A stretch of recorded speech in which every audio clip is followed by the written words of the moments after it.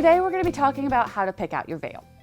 And this can be an emotional purchase, this can be a stylist purchase, this can be a purchase because your family wants you to.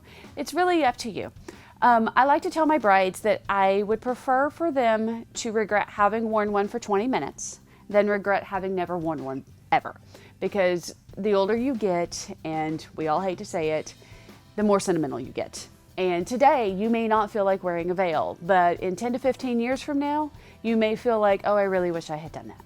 The other thing I like to tell my brides is every TV show, every movie, every play, everything you've ever seen, anytime those doors open or a bride appears, there is something on her head.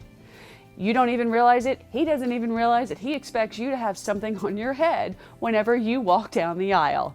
So even just for that mere fact, let's try a veil on. Who knows? You may love it.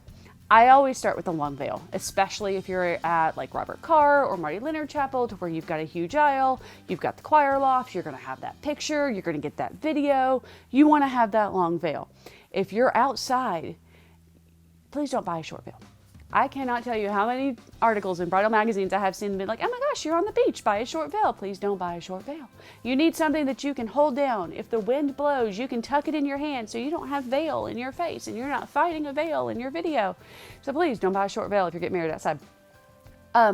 If you are getting married outside, it's a good idea to have a little bit of lace, a little bit of beading on your veil. It's going to add a little bit of weight, kind of help hold that down.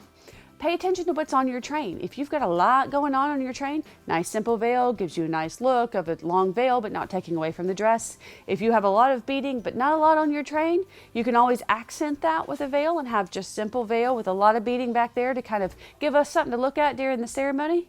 There's a lot of choices when it comes to veil, and your stylist should be able to help you through that.